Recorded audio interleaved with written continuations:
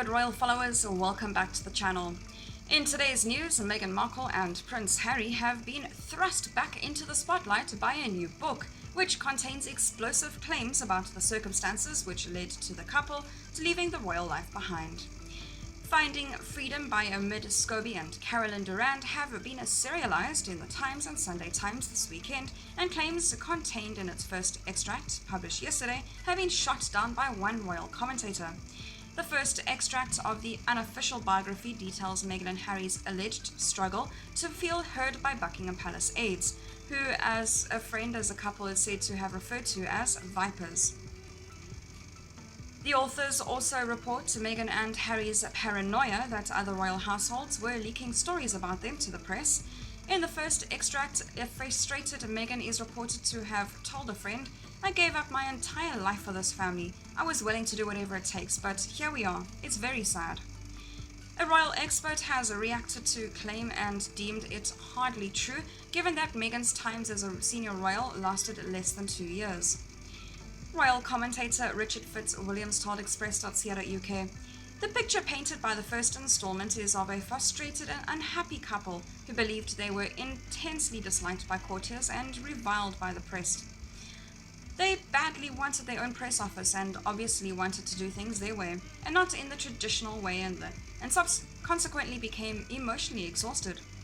They certainly did not share the concept of duty as most royals understand it, and have been accused of selfishness."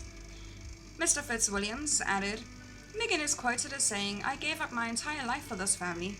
This is hardly true. Their roles as senior working royals lasted less than 2 years."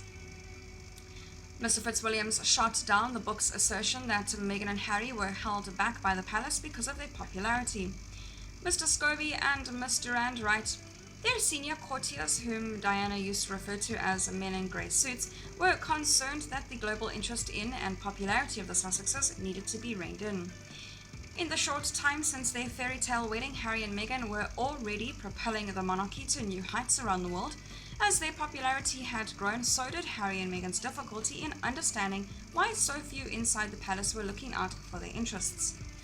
Mr. Fitzwilliams responded by saying, "To be sure, the portrait it paints is that of a monarchy staffed by courtiers who are compared to vipers. Meghan and Harry are shocked by online attacks on them and deeply resent press intrusion into their lives, which, regrettably, the royal goldfish ball involves. Their marriage gave the monarchy an enormous boost. The idea that their popularity was so great they were feared and were subsequently held back so as not to eclipse other royals seems to me absolutely extraordinary, and if true. The relations between the various press officers have often been fractious. It seems obvious that there have been serious problems there. Finding Freedom also touches on Harry's deep sadness at having to relinquish his ceremonial military titles.